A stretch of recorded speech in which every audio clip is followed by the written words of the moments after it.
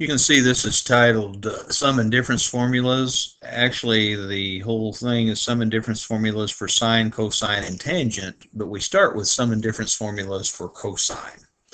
Um, and then we'll just extrapolate from there. So what I've got here is a diagram that has an angle alpha,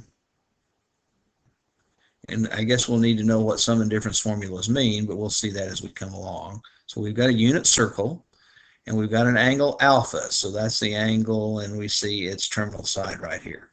And because this is its terminal side, and that's the angle alpha, and this is a unit circle, we need to know the first coordinate's the cosine of alpha, and the second coordinate's the sine of alpha. And we've got a second angle beta here, okay? And its terminal side is right here, okay? And so since we know that this is the angle beta, and this is where the terminal side intersects the unit circle, we know the first coordinate of this point is cosine of beta, and the second coordinate is sine of beta. Now, what I want to do in the next diagram is show this whole thing shifted, okay? And by the way, the angle between this ray and this ray is the whole angle alpha subtract the angle beta. So the angle right here, as it's indicated, the angle right here is alpha minus beta. Now, what I've done in this diagram is shifted these two angles, shifted them along the unit circle. So I'm really just looking at the angle alpha minus beta, and that's from here to here, and I've just shifted it into this position. So now this terminal side of this angle alpha minus beta intersects the unit circle right here, so it has a first coordinate cosine of alpha minus beta, and a second coordinate that's the sine of the angle, and the angle's alpha minus beta. And of course this position is, because we're on a unit circle, has a first coordinate of 1 and a second coordinate of 0. Now here's the significance. The angle we see here and the angle we see here are identical. So that means the length of this line segment right here, this pink line segment, is identical to the length of this pink line segment. And that's where we pick up, okay? That is the distance between this point that I'll call P subscript 3 and this point, which I'll call point A, or as I've indicated here, is identical to the distance, and I'm going in a different direction for convenience, the distance from this point, which is P sub 1, to this point, which is P sub 2. Those two line segments have the same measure. They're the same length. Well, how do we find the distance between 2 points? Well, the distance between 2 points is the square root of the difference, the sum of the squares of the difference between the x coordinates and the y coordinates. So first I look at the x coordinates here. So here's an x coordinate. Whoops, I'm over here. Here's an x coordinate. Okay, that's the length of this line segment, the distance between this point and this point. So there's this x coordinate, which is cosine of a minus b. Subtract this first coordinate, which is 1. So we take the difference of those two coordinates and we square, and then we add to that the square of the difference of the y coordinates. Well, here's the y coordinate in this position, y coordinate sine of alpha minus beta, and here the y coordinate is 0. So we take the sine of alpha minus beta and subtract 0. And of course that's squared, and we have the square root of all of that.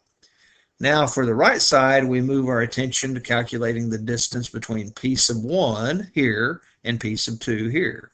So we take the square root of the sum of the squares of the differences of the corresponding coordinates. So here's an x coordinate, cosine of beta, subtract an x coordinate. Whoops, I did that backwards, didn't I?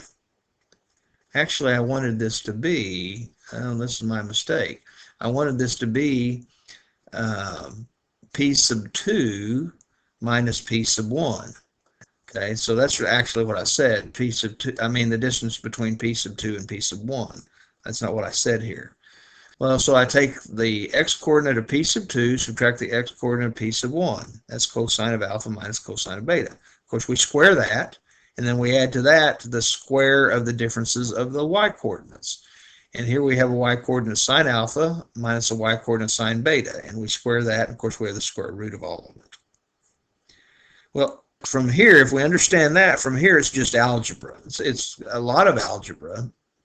I want to get rid of the square roots, so I square both sides of this equation, and I have then what's left under the radicals, what's left under the square roots.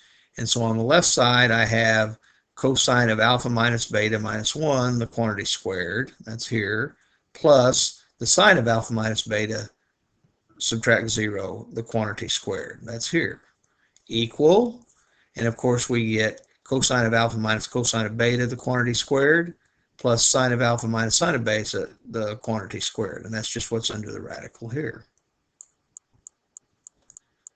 Now, what I've done next is I want to show the process of squaring. So I've color-coded these, okay? That's all I've done, is I've just changed the colors.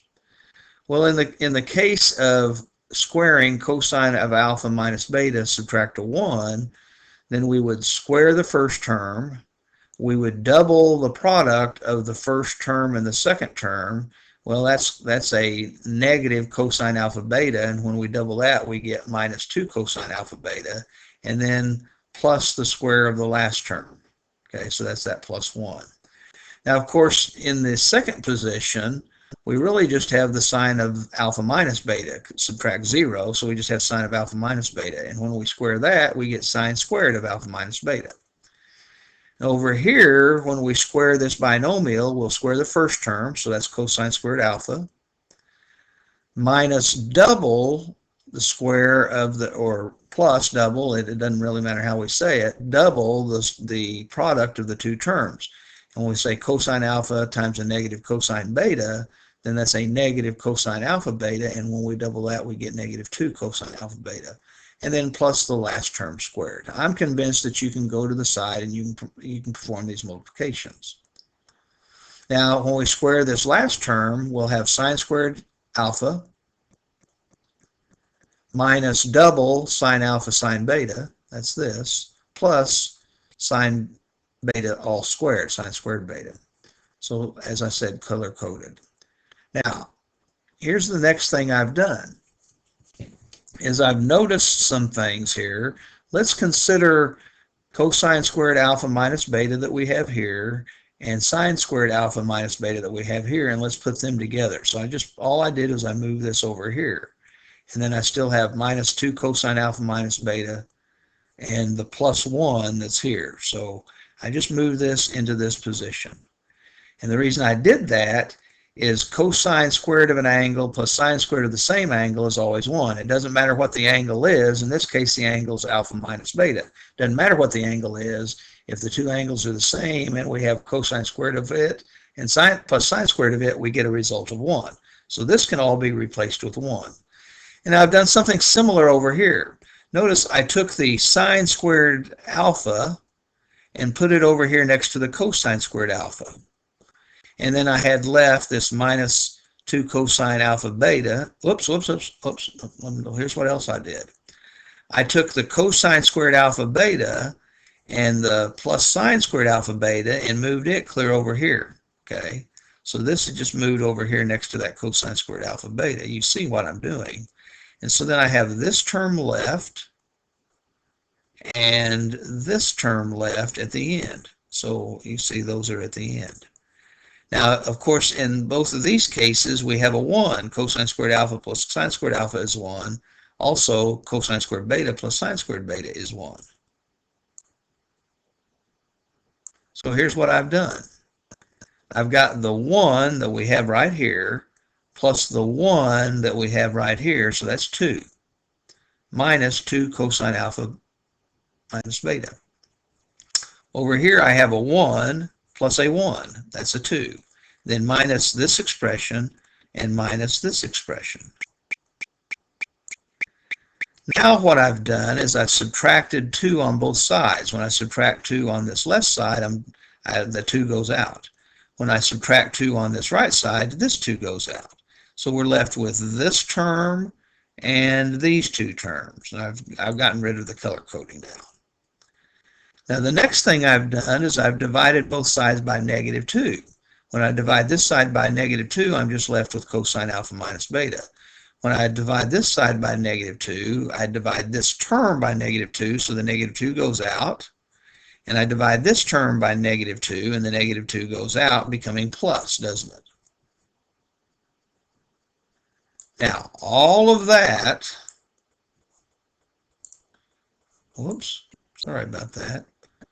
All of that was to show us that what we have left here is called the difference formula for cosine. The difference formula is if we have the cosine of an angle subtract an angle, here's the way we calculate it. It's not simple. We take the cosine of the first angle times the cosine of the second angle, and then plus the sine of the first angle times the sine of the second angle. That's called the difference formula for cosine.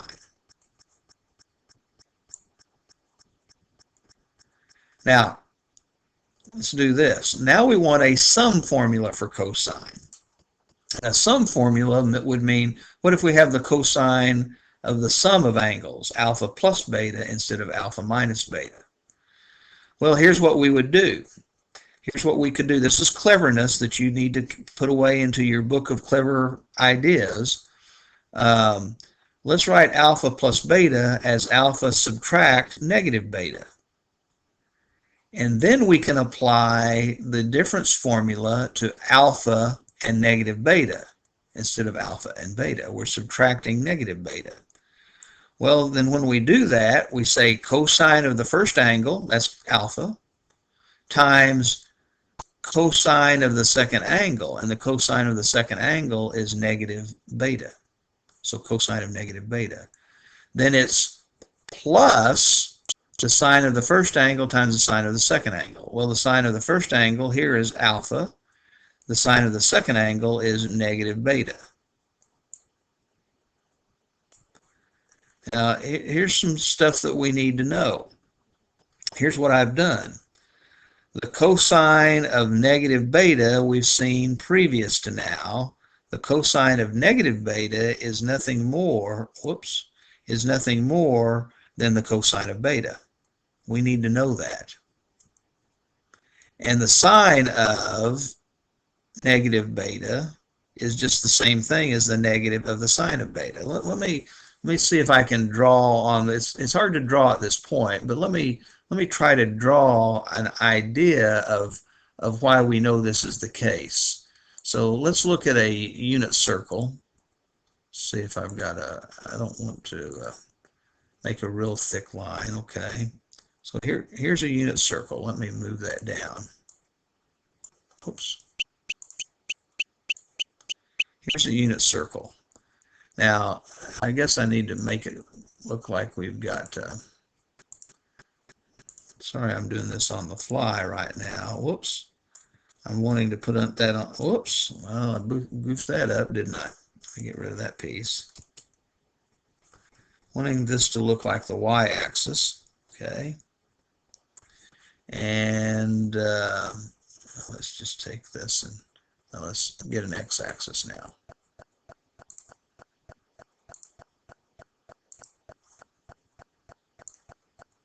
Okay, there's the x-axis.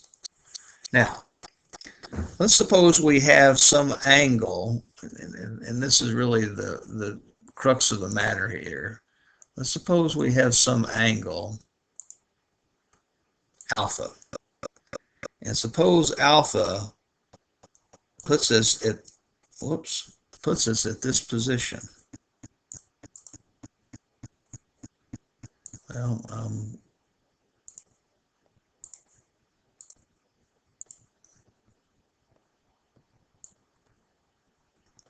that's not a very good position.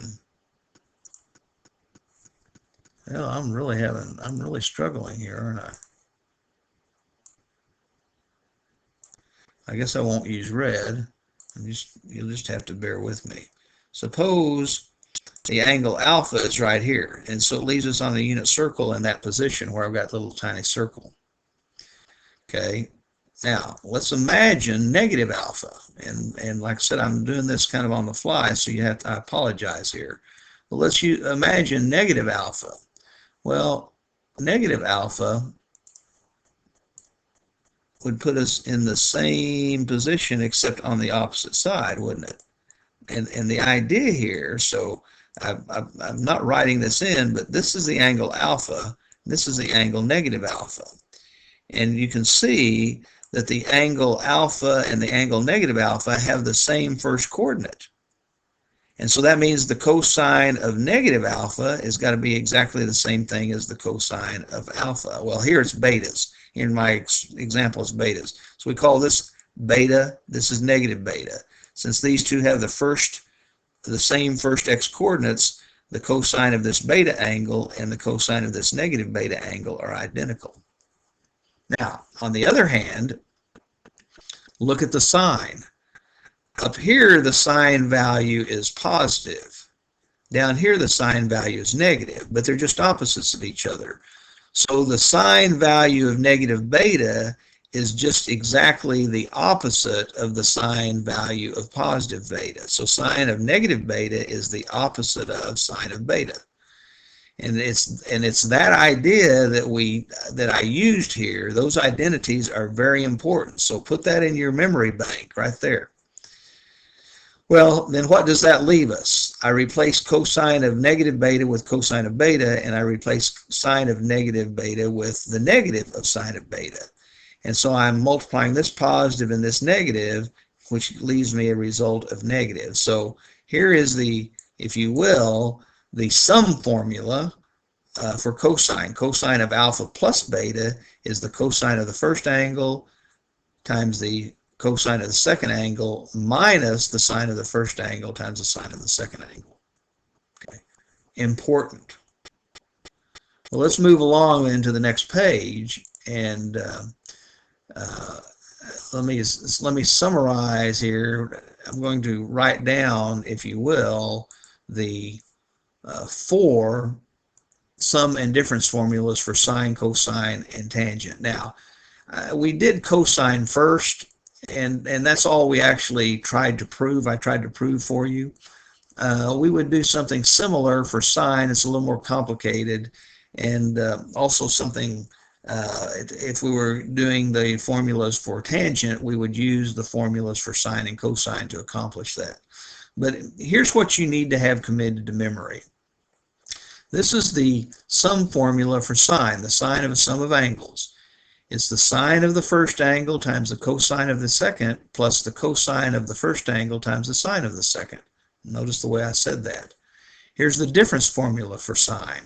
It's the sine of the first angle times the cosine of the second, subtract the cosine of the first angle times the sine of the second. So here's what I'm wanting you to notice out of this. For the sine function, the sine of a sum, we add. The sine of a difference, we subtract. But what changes is when we move, what changes is that our trig functions change. It's sine, cosine, and then it's cosine, sine. Sine, cosine, then cosine, sine. Compare that to the cosine sum and difference formulas. In the cosine sum and difference formulas, notice the trig function doesn't change, cosine, cosine. What changes is this sine, S-I-G-N. It's opposite of this sine. And then sine, sine. Functions don't change. In the difference formula for cosine, the functions don't change. Cosine, cosine, sine, sine. What changes is the S-I-G-N. This is a plus instead of a minus. And the last ones here, I'll have you you can look at them. I'm not going to try to have you, well, I guess what I would say here is you'll notice that in the numerator we're adding 2 things, that matches this. In the denominator, it's 1 subtract a product. So this sign is opposite that sign. For the tangent of a difference, we're subtracting the tangents in the numerator. In the denominator, we have a 1, and what we have here is opposite of the sign here, and it's a multiplication. But these two, or this set of four, are the ones we need to remember. Sine, the SIGN doesn't change, but the trig functions do. Cosine, the SIGN changes, but the functions don't. And like I said, you need to have those committed to memory. Now, I know you don't have them committed to memory right now, but it's something that needs to happen. Okay. So now we're going to use a sum formula, in this case, to find an exact value. That is, we're asked to find the exact value, don't use your calculator, of the sine of 19 pi over 12.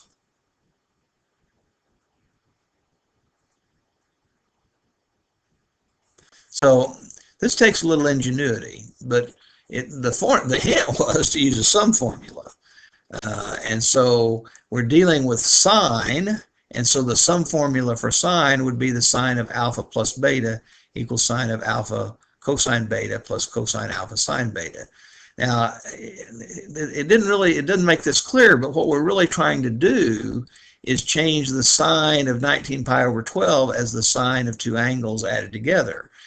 And we want the angles to be things that we can find the sine and cosine of. If we can find two angles that add together to be 19 pi over 12, and we know something about those angles, then we're in good shape. So the first thing that comes to my mind is to write 19 pi over 12 as 16 pi over 12 plus 3 pi over 12. Now, I don't know if that's going to help. Yes, I do. But that's the idea here, is that we're experimenting. We need a sum, okay? Of course, it's the sine. And when we look at 16 pi over 12, 4 goes into both of those, doesn't it? And when we look at 3 pi over 12, 3 goes into both 3 and into 12. So when we look at that very first fraction angle, 4 goes into 16 4 times, and it goes into 12 3 times. And so now we have the sine of 4 pi over 3 plus an angle O. Well, in this case, 3 goes into 3 1 time and into 12 4 times, and so that reduces to pi over 4. Now, we know about angles like 4 pi over 3 and pi over 4, so we have some hope. So all we're doing at this stage is we're applying the sine of alpha plus beta. And remember how it goes.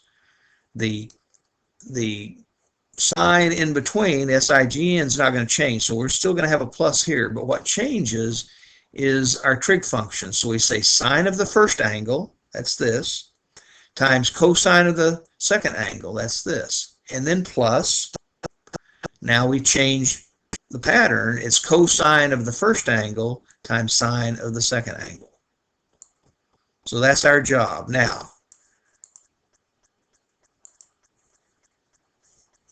I've got a figure here. I've got a unit circle.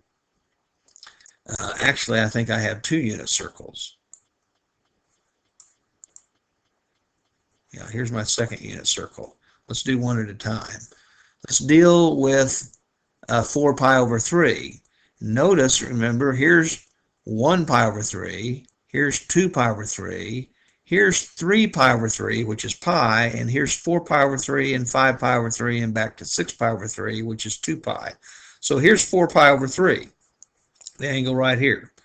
And so we look at its first coordinate, which is a negative 1/2, and its second coordinate, which is a negative square root of 3 over 2. We ought to have these pretty much memorized.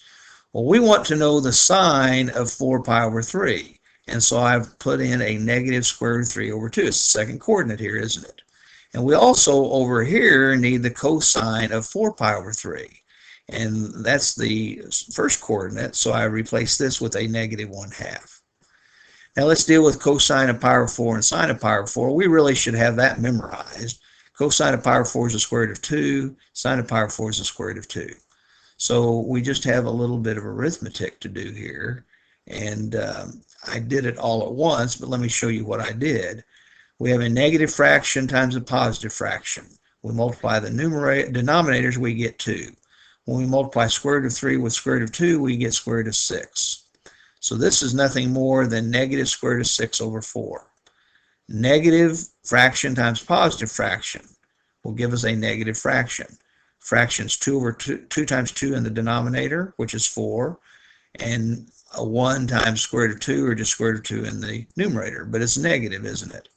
So when we take this negative square root of 6 that we get here and subtract plus a negative, subtract the square root of 2 we get here and divide by the denominator that we get 4 here and the same denominator 4 here, this is our result.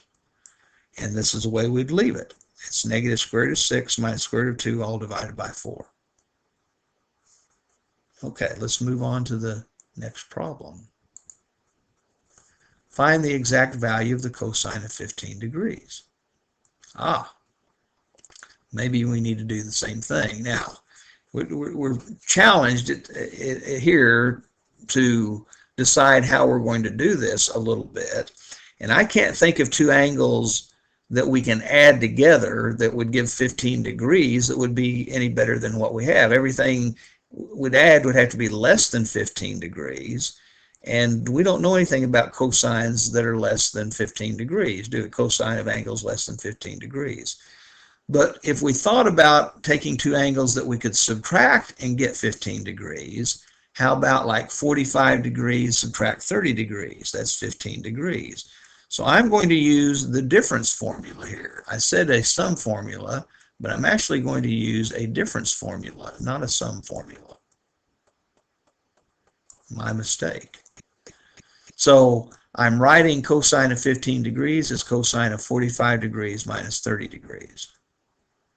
Now, using the cosine difference formula, is cosine of first angle times cosine of second angle, change the sign, plus sine of first angle, sine of second angle. And we certainly should know about these. I think I put in a diagram here, though. Cosine of 45 degrees, we know is square root of 2 over 2. What about the cosine of 30 degrees? Well, here's 30 degrees. The cosine is the first coordinate, which is square root of 3 over 2. Plus, sine of 45 degrees is square root of 2 over 2, we ought to know. Sine of 30 degrees, oh, that's the second coordinate. Second coordinate is 1/2, isn't it?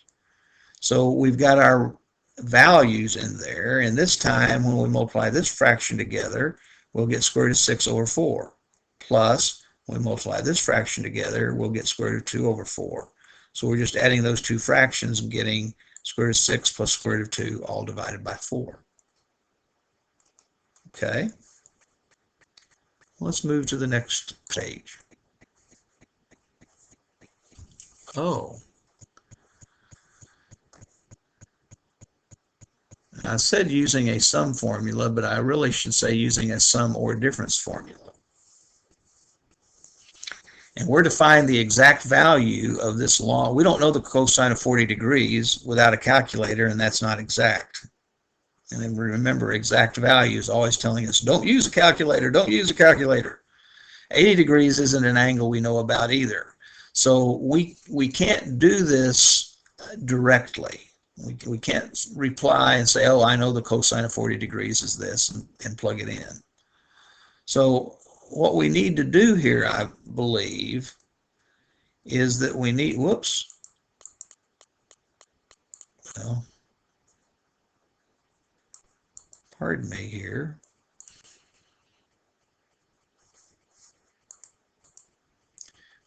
Okay, I'm sorry here. Took me a second. Here's what I'm trying to do. Notice we have cosine, cosine minus sine, sine. And that looks very familiar to what the right sides of the sum and difference formulas look like for sine and cosine. And so I'm looking for the pattern, cosine, cosine minus sine, sine. Well, here's a minus, but it's sine, cosine. Here's a minus, cosine, cosine minus sine, sine. So my hint is that this is of the same form as the right side of the sum formula for cosine. So that means I could take this entire expression and rewrite it as the cosine of the sum of two angles. And the two angles are 40 degrees and 80 degrees. Here's what I mean.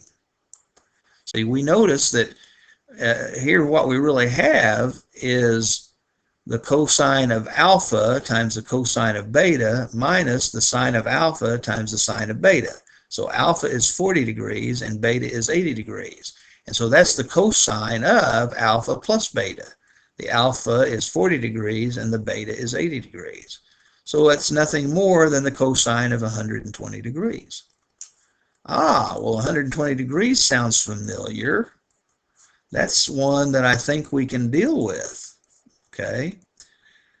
120 degrees, well, here's 60 degrees. And if we go 60 degrees more, we're at 120 degrees. This is pi over 3. This is 2 pi over 3. But here's 120 degrees, 60 more beyond 60. And we need the cosine of 120 degrees. Well, because we know that for 60 degrees, we know the coordinates. For 120 degrees, we have a first coordinate that's opposite and a second coordinate that's the same. And since it's the cosine of 120 degrees, we know it's the first coordinate, negative 1/2. Or we could just imagine down here that first coordinate's a value of negative 1/2. So although we didn't know cosine of 40 degrees or 80 degrees, we could still figure out using the sum formula for cosine that the value of that expression is negative 1/2.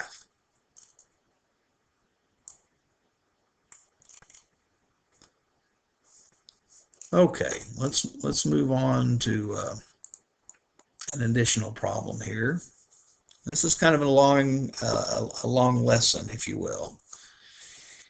Here we're, as you can read, we're given that the sine of alpha is 4/5 and alpha is between pi over 2 and pi. So that means it's in the second quadrant, isn't it? And the sine of beta is negative 2 over the square root of 5, which in rationalized form is negative 2 root 5 over 5. And beta is between pi and 3 pi over 2. So beta is in the third quadrant. Now, alpha is in the second quadrant. And in the second quadrant, the sine is positive and the cosine is negative. And beta is in the third quadrant. And in the third quadrant, the sine is negative, as we see here, and the cosine is also negative. And we're supposed to find the exact value of the cosine of alpha, the cosine of beta, and the cosine of alpha plus beta. So let's start with the cosine of alpha. Okay, determine the exact value of the cosine of alpha.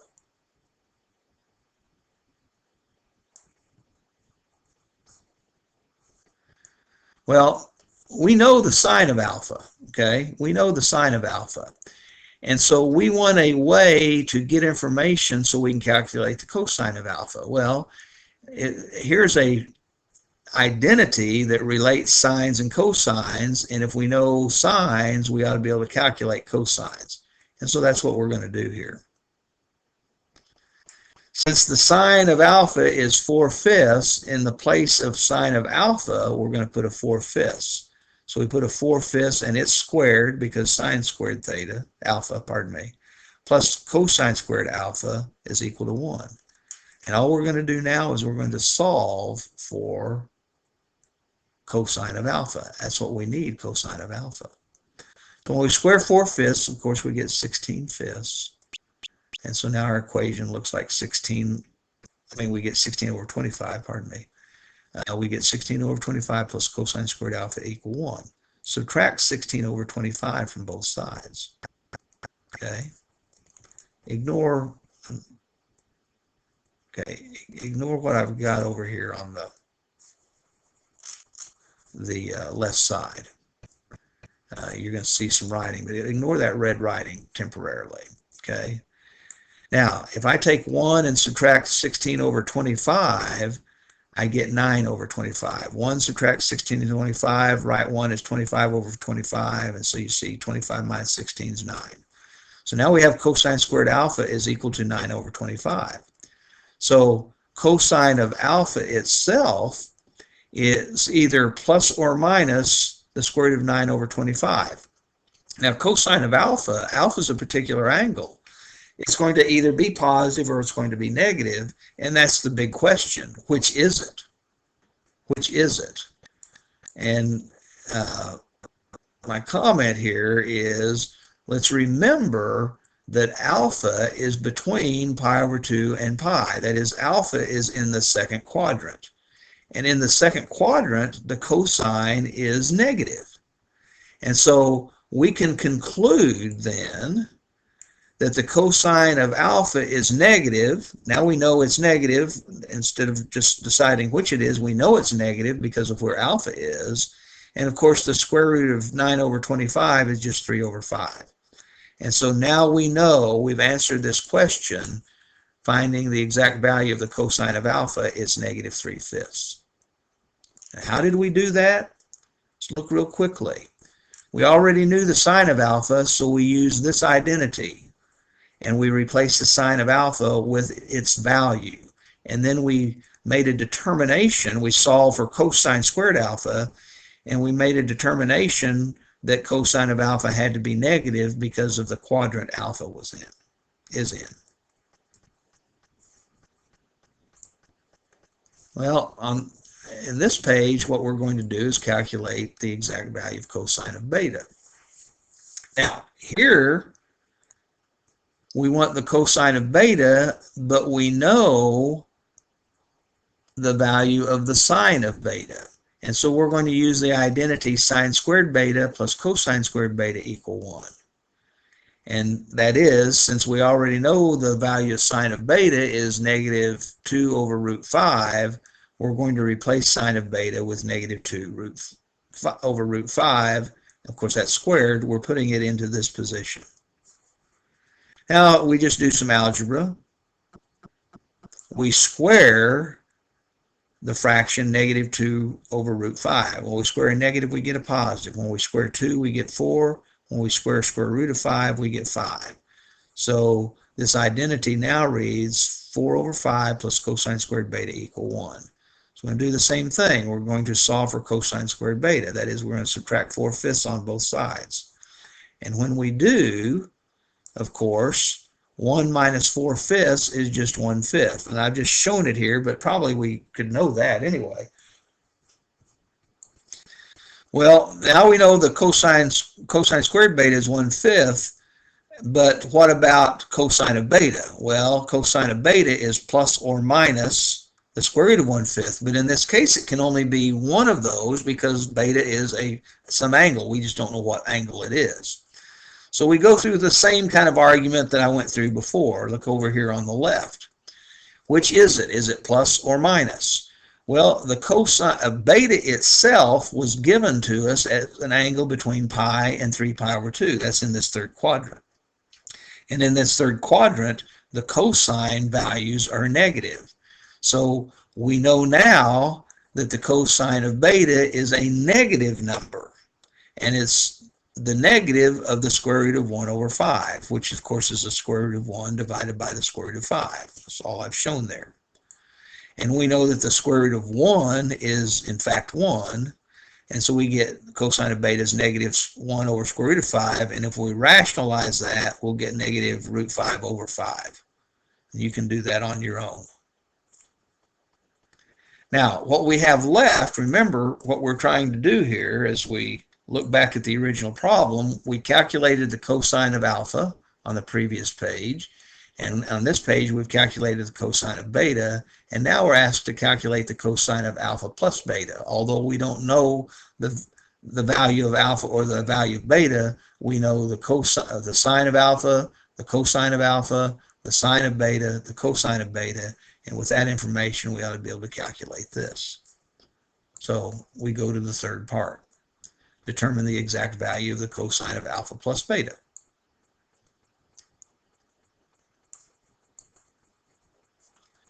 Well, remember cosine of alpha plus beta? Oh, that's a sum, isn't it? And so I'm reminding you of what that is. And the cosine of alpha plus beta is the cosine of the first angle times the cosine of the second angle minus, change the sign of the first angle times the sine of the second angle. The trig functions don't change, the SIGN sign changes. Well, from the previous pages, let me just remind you, from page 1, First we were given that the sine of alpha is 4/5 and the sine of beta is -2 over root 5. We were given that information. And also in rationalized form, sine of beta is -2 root 5 over 5. I just didn't write that here. Now from part A and B, we calculated that the cosine of alpha was -3/5 and the cosine of beta was -root 5 over 5. That's what we did in part A and part B, the couple of pages previous to this. So now we just go in and we substitute in. Cosine of alpha we calculated to be -3/5. Cosine of beta we calculated to be -root 5 over 5. Minus sine of alpha we were told was 4/5. Sine of beta we were told is -2 over root 5, which in rationalized form is -2 root 5 over 5. And so now we do some multiplication. And in the first case, a negative times negative is positive, 3 times root 5 for the numerator, 5 times 5 for the denominator. Subtract, positive times negative is going to be negative. We're going to subtract a negative, which will end up being positive. 4 times 2 root 5 is 8 root 5. 5 times 5 is 25. And so now we can add those two fractions together. These are like radicals. We add their coefficients. 3 plus 8 is 11, so we have 11 root 5 divided by the common denominator of 25.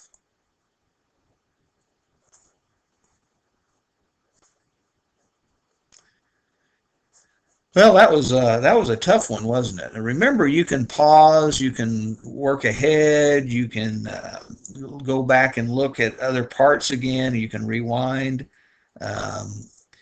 And you may want to pause here because we're quite a ways into this, but we still have more to do.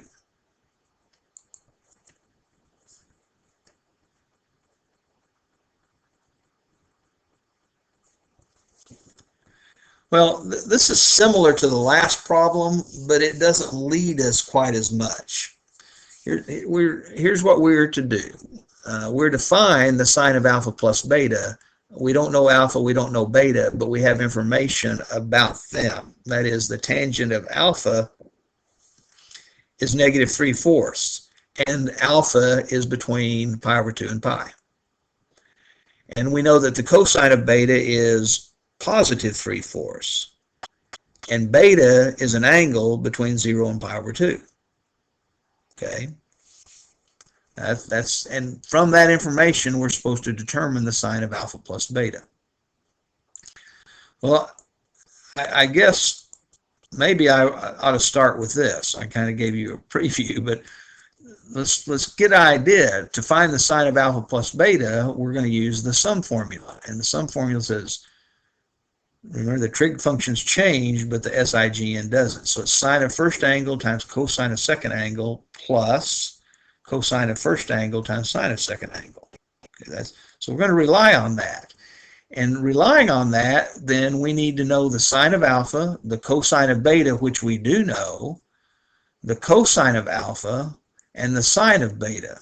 The only thing we know is the cosine of beta. And so we've got to come up with how we're going to find the sine of alpha, cosine alpha, and the sine of beta. Well, I'm going to use the Pythagorean identity. Let me tell you why here.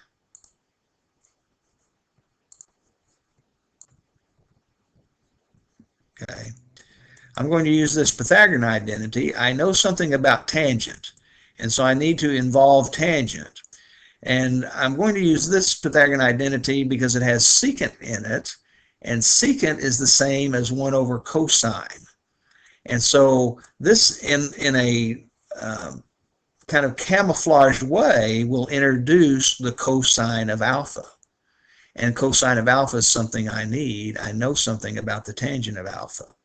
So that's my strategy. That the tangent of alpha I know is -3/4. So I have that squared. Plus 1 equals secant squared alpha. Now, the fact that I'm going to use the fact in a minute, I'm not using it yet, the fact that secant squared alpha, or secant of alpha, is 1 over cosine alpha, so I'll introduce cosine in that way. So all I've done here is taken 9/16 plus 1 and created the fraction 25/16. And then I rewrote secant squared alpha as 1 divided by cosine squared alpha. So now I have my, what did we decide we needed? We need sine of alpha and cosine of alpha. I found a way to start finding the cosine of alpha. We need the cosine of beta, which we're told, and the sine of beta. We don't know it yet. But right now, we're concentrating on finding the cosine of alpha. We didn't know to start there immediately, but we needed something that involved tangent. And involving tangent, we got secant squared. Okay? And secant squared, of course, is related to cosine squared. And so that's where we are. So what have I done here? I've eliminated the denominators by multiplying both sides by 16 times cosine squared alpha. That's all I've shown. Multiply the left side by 16 cosine squared alpha, multiply the right side. And of course what happens is the 16s cancel on the left side, and we're left with 25 times cosine squared alpha. The cosine squared alphas cancel on the right side, we're left with 16. And now I divide out the 25, or multiply both sides by 1/25. And so I get cosine squared alpha is equal to 16/25. I think of dividing both sides by 25, or as I've shown it here. Now, what does that tell us? And let's concentrate here in the center. Let's not look at on the sides right now. If cosine squared alpha is 16/25, then cosine of alpha itself is plus or minus the square root of 16/25. And of course, the square root of 16/25 is 4/5. So now we have to decide, are we going to use a plus or a minus? Okay. And looking over here to the left, remember we were told that alpha was between pi/2 and pi. Okay. That means it's in the second quadrant. And cosine of angles in the second quadrant are negative. So now I know the cosine of alpha is actually negative 4/5. I know it's not positive. Okay, so here's where we are. And now that we can kind of look over here to the left side, let me change my... Let's look back up what we're trying to accomplish. Remember, we're told the cosine of beta. We just found the cosine of alpha. Well, if we know the cosine of alpha, we ought to be able to find the sine of alpha. And so that's what I'm doing here. Okay. We know, we just calculated that the cosine of alpha was negative 4/5. So I'm going to use this Pythagorean identity and replace cosine of alpha with negative 4/5. And the only thing, that's what I'm showing there. I'm going to put that negative 4/5 right here. And so I have sine squared of alpha is equal to 16, sine squared of alpha is plus 16/25 is equal to 1. So I subtract 16/25 from both sides. And when I calculate 1 subtract 16/25, I get 9/25. And so sine squared of alpha is 9/25. So sine of alpha is either plus or minus the square root of 9/25. Well, the square root of 9 is 3, the square root of 25 is 5. So we're once again needing to decide, in this case, is the sine of alpha going to be positive or is it going to be negative? Well, alpha, remember, is between negative pi/2 and pi/2. And in the second quadrant, the sine values are positive. And so we know the sine of alpha is positive square root of 3/5. Okay? So here's where we are at this point. We've done a lot of work. I'm trying to reveal a little at a time. Okay, we've done a lot of work. And we have found a value for sine of alpha. We were told the value for cosine of beta. Remember, we're trying to find sine of alpha plus beta. We know sine of alpha now. We were told cosine of beta. We calculated cosine of alpha. The only piece that's lacking is the cosine of beta. So I put my 3/5 in for sine of alpha, my 3/4, which we were told is the cosine of beta, and the cosine of alpha, -4/5 from above. We determined that earlier. Okay, see, we calculated that earlier. That's one of the things that we did right here. Okay, so we need to calculate the sine of beta. Now, what we have, though, is that we were told, so I'm using the identity sine squared beta plus cosine squared beta equal 1. And we were told from the beginning that the cosine of beta is 3/4. And so that allows me an equation that will have only sine beta left in it, and I ought to be able to solve for it. Well, of course, when I square 3/4, I get 9/16, and I'm showing subtracting 9/16 on both sides. So sine squared beta ends up being 1 minus 9/16. Let's come back and let me do this. Whoops. I guess that's in the wrong place. My bad. I apologize. Ignore what's going on the left side here. So sine squared beta is 7/16. Now, the sine of beta then is the square root of 7/16, and it's positive. How do I know that? Beta is between 0 and pi over 2. That's the first quadrant. And all trig functions are positive in the first quadrant. And so the sine of beta had to be a positive square root of 7/16. And the square root of 7/16 is the square root of 7 over the square root of 16, which of course is just a 4. So sine of beta is 7/4. So now I have a replacement for sine of beta, square root of 7/4, square root of 7 divided by a 4. And so on the left side, the left term, we have these two fractions multiplied together, which will be 9/20. And we have a negative times a positive, and we're adding that, which will be adding a negative, so that's subtracting a 4 times root 7 divided by a 5 times 4. We have a common denominator, and so we take the numerator 9, subtract the numerator 4 root 7, divide by the common denominator, and so our result here is, as you see, 9 minus 4 root 7, all divided by 20. That's the exact value of the sine of alpha plus beta. Woo. Well, you might want to take a break, but I'm going to move on to the next problem. And here we did this in the last section, didn't we? Verify identities. Pardon me. So we're supposed to prove the identity, verify the identity that the cosine of pi over 2 plus any angle theta is negative sine of that angle theta. And I'm using cosine, and I'm looking, oh, well, this is the cosine of a sum. So immediately I'm thinking of what I do is I took the most complicated side, wrote it down right here, and then I'm immediately using the sum formula for cosine. And the sum formula for cosine says cosine of the first angle times cosine of the second angle. So that's what I've got here, cosine of the first angle times cosine of the second angle. And then a minus. We change the SIGN sign, don't we? And it's sine of the first angle times sine of the second angle. And that's what I've written here. Well, the cosine of pi over 2 we know is 0. And the sine of pi over 2 we know is 1. I hope we know that at this point. Of course, 0 times anything is just 0, so that leaves us with a negative sine of theta, negative 1 times sine of theta, or negative sine theta, and that's exactly what we were trying to verify, isn't it? So we've been successful in manipulating the left side and changing it into the right side by using things that we know are valid.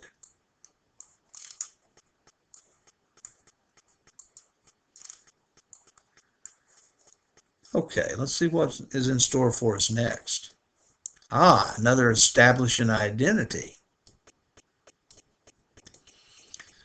Now here, it's a little bit complicated to decide which side is the most complicated, because we always start with the side that's the most complicated, don't we? And I would guess for two things. The fact that we have the cosine of a difference and the fact that we have a fraction, I'm considering the left side, once again, the more complicated. And so I started with the left side, set it equal to, and then what I proceeded to do after that is I began using my trig identities, or began seeing what I could have control and change. So you can see on this first step, I use the difference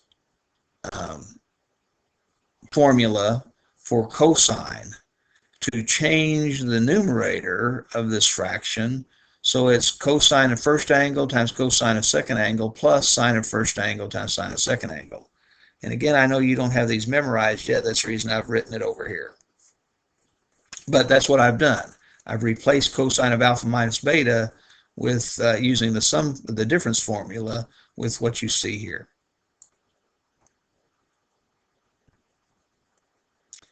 Now, we saw this technique on a previous lesson.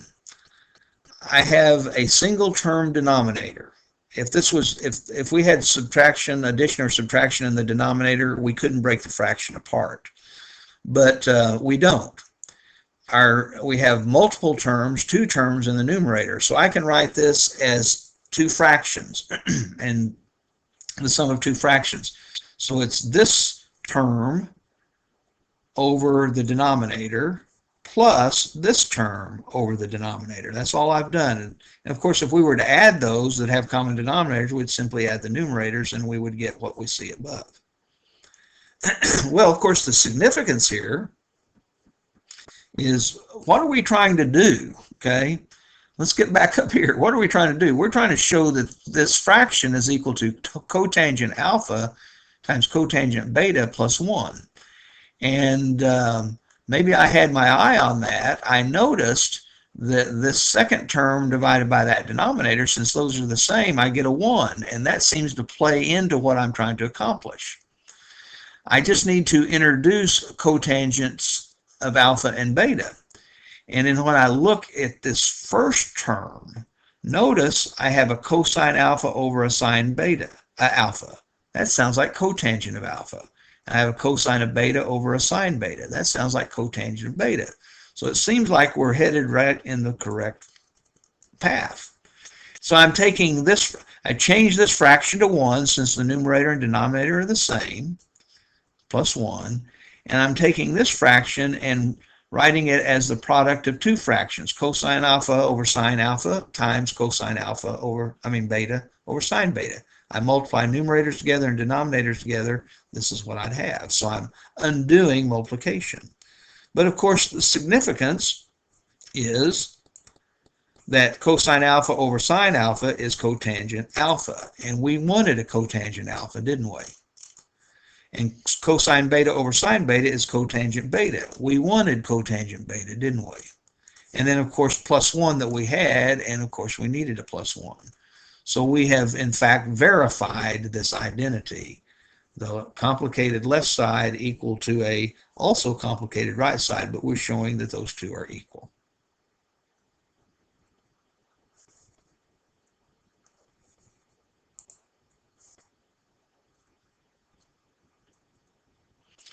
Well, here we're asked to establish or prove an additional identity. We just thought we were done with that in the last section, didn't we?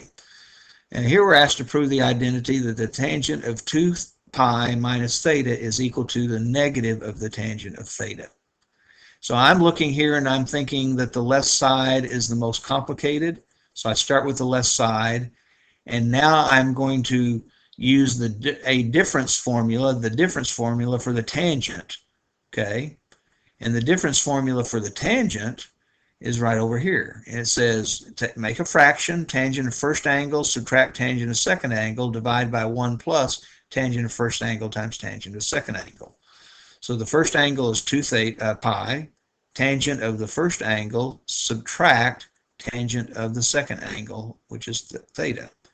The denominator then is 1 plus tangent of the first angle, tangent of 2 pi, times tangent of the second angle, tangent of theta. Now, because the tangent of an angle is the sine of the angle over the cosine of the angle, the tangent of 2 pi is the sine of 2 pi over cosine of 2 pi. And the sine of 2 pi is 0, cosine of 2 pi is 1, so tangent of 2 pi is 0. Now, we just said the tangent of 2 pi is 0, so our denominator is 1 plus 0 times tangent of theta. 1 plus 0 times tangent of theta. Well, the numerator simply, of course, simplifies to negative tangent theta. The denominator is 1 plus 0. And so we have negative tangent theta over 1, or just negative tangent theta, and that's exactly what we were trying to accomplish, isn't it? So we have verified this identity as well.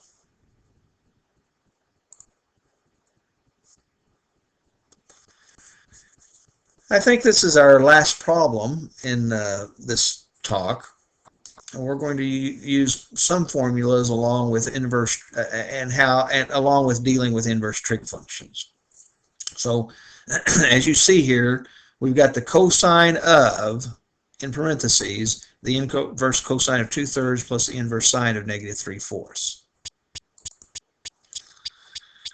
Now, let's remember inverse cosines and inverse sines are angles. And so what I'm going to do is I'm going to call inverse cosine of 2/3 by the name alpha as an angle. So alpha is inverse cosine of 2/3. And I know inverse sines are angles, and so I'm going to name the inverse sine of negative 3/4 the angle beta. Now, here's what we know.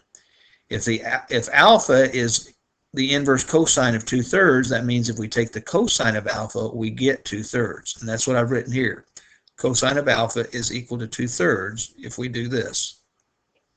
Also, the inverse cosine always gives a result between 0 and pi. So alpha is between 0 and pi.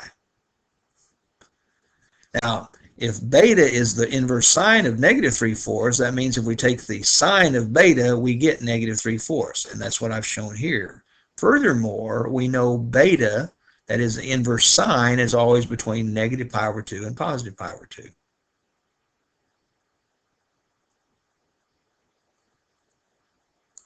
Okay. So, what we're supposed to find, the cosine of the inverse cosine of 2/3 plus inverse sine of negative 3/4, it looks simpler now. I've replaced those inverse functions with alpha and beta. Now we have, pardon me,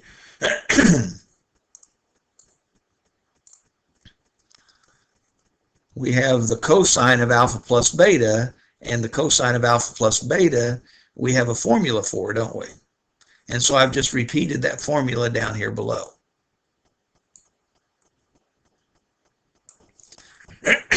Now, because of what we named a while ago, the fact that alpha is inverse cosine of 2/3, that means cosine of alpha is 2/3, and so for cosine of alpha, I put 2/3. And likewise, we decided sine of beta is negative 3/4, and so that's what I've put. So we still need to know the cosine of beta and the sine of alpha for us to complete this. Okay.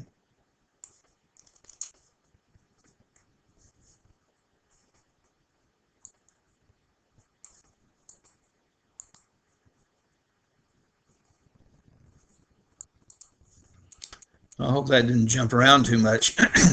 We're going to pause here and go down now and calculate. But I'm going to keep this where it is, but I'm going to go down and work on calculating sine of alpha and cosine of beta. Okay. Now remember, we know the cosine of alpha is 2/3, and we know the sine of beta is negative 3/4, and we're going to use those to find the sine of alpha and the cosine of beta. So I've done that here. Whoops.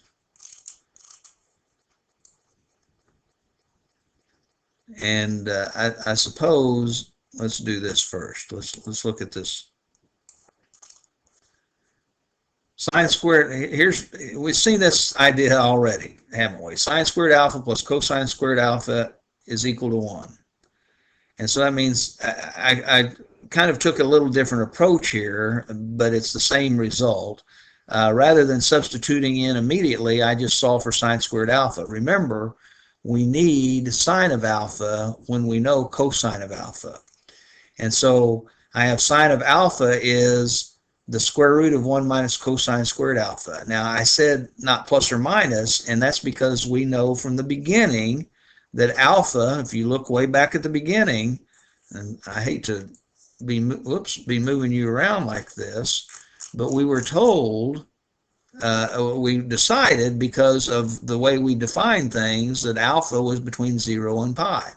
Okay, so if alpha is between 0 and pi, then the sine is positive. That's the first or second quadrant. So sine has to be positive there. And I know that the cosine of alpha is 2/3. And so all I've done here is replace 2/3 for cosine alpha. When we square that, we get 4/9, and 1 minus 4/9, of course, is 5/9. We decided the sine of alpha was positive, and it's square root of 5/9, which is the square root of 5/3. So now we know that the sine of alpha is positive 5/3. Now, we also know from above, okay, we also know from above here that beta is between negative pi/2 and positive pi/2. That's where beta is. And in between negative pi/2 and positive pi/2, that's the fourth and first quadrant, and the cosine is always positive there. So we're actually using that down here. We want to know the value for, what is it we're looking for? The cosine of beta. And we already calculated the sine of beta, okay? So we're looking for cosine of beta when we know sine of beta. So I've just solved for cosine squared beta. We could do like we have been. And so cosine of beta is generally plus or minus, it would be the square root of 1 minus sine squared beta. But since beta is in the fourth or first quadrant, the cosine is always going to be positive there, so I don't need the minus sign. Okay. And we already determined that the sine of beta was negative 3/4 from our definition way up above. And so the cosine of beta is, and that would be what? 1 minus 9/16, and 1 minus 9/16 is 7/16. So we have the square root of 7/16, square root of 7 over square root of 16. Cosine of beta is 7/4. Now, that is the idea that we finished here. So we found out a moment ago that the sine of alpha was square root of 5/3. So that's what I put here. And we just found out now that the cosine of beta is a square root of 7/4. I know it's jumping back and forth, but now we have, okay, the whole picture. And so when we multiply these two fractions, we get 2√7/12. Multiply these two fractions, we get a negative 3√5/12. When we subtract a negative, we get a plus. So we have 2√7 plus 3√5 all over 12. Now, here's a case that, let me remind you what we did, okay? I apologize, but let's keep the big picture in mind. I knew inverse cosine and inverse sine were angles, and so I wrote them as angles. And then when I wrote them as angles, I said, here's what that means. Cosine of alpha must be equal to 2/3, and alpha has to be between 0 and 2 pi. Pi. And if beta is equal to inverse sine, then the sine of beta has to be negative 3/4, and beta, that is inverse sine, is always between negative pi/2 and positive pi/2. So we used this information a great deal. And then we just simplified the way our expression looked by replacing this with alpha and this with beta. And so we had simply cosine of alpha plus beta, and we used this difference form, the sum formula for the cosine of a sum of angles. And then we proceeded to substitute away. The cosine of alpha we knew was 2/3 from up here, so we put that in. And the sine of beta right here, we knew was -3/4 from above, so we put that in. And then our job was to calculate cosine of beta and sine alpha. Since we knew cosine of alpha, we ought to be able to calculate sine alpha. Since we knew sine beta, we ought to be able to calculate cosine beta. And that's what we did way down here. We used this information to calculate sine alpha and cosine beta. That's what we used, and the fact that we could decide whether they were positive or negative based on where the angles we were taking the sine of and the cosine of, where those angles resided. And after we calculated those, we just substituted those values back in. So that's the big picture.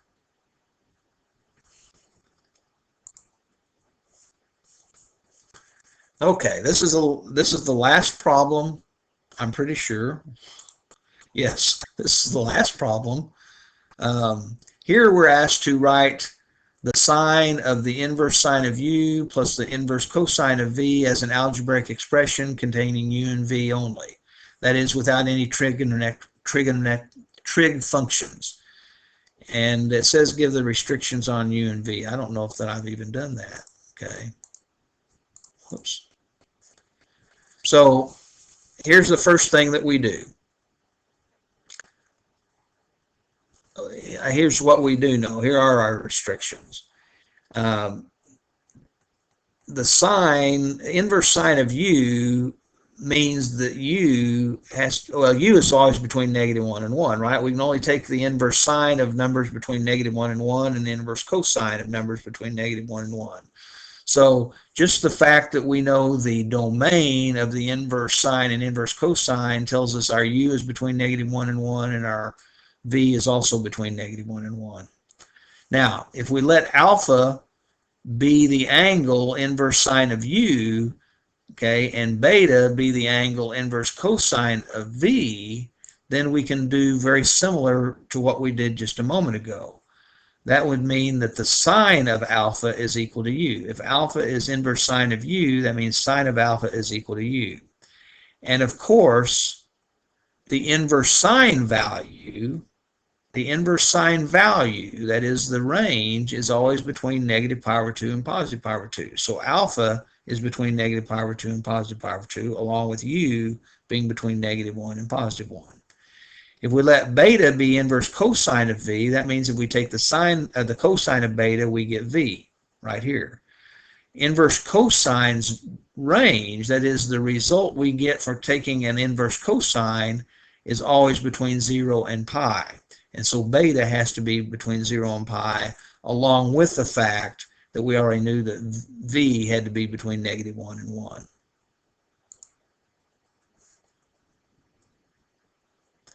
Now, since alpha is between -π/2 and +π/2, we saw an example in the last problem, because the fact that sine squared alpha plus cosine squared alpha is equal to 1, this is just a variation of that, isn't it? Except I get cosine squared alpha is equal to 1 minus sine squared alpha. But since cosine of alpha, since cosine of alpha, well, has to be positive. How do I know? Because alpha is between -π/2 and +π/2. Alpha is in the first or fourth quadrant, and in that quadrant, the cosine is positive. So cosine of alpha is positive square root of 1 minus sine squared alpha. And sine of alpha is u.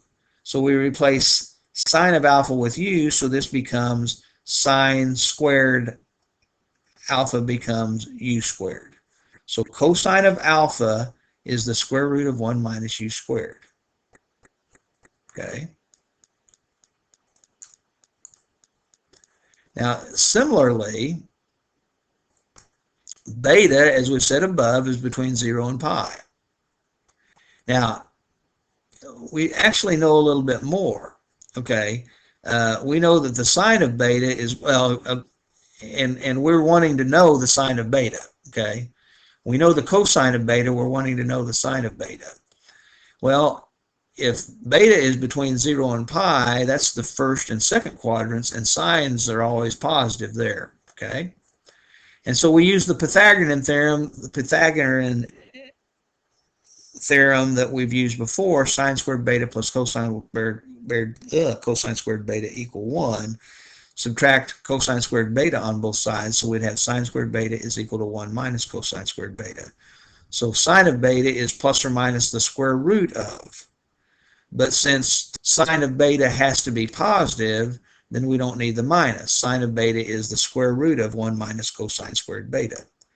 Cosine of beta is v, so we replace cosine of beta with v. This becomes v squared.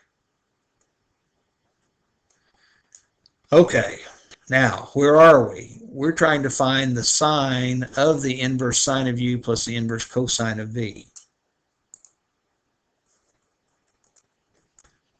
And we named the inverse sine of u alpha right up here, didn't we? Whoops.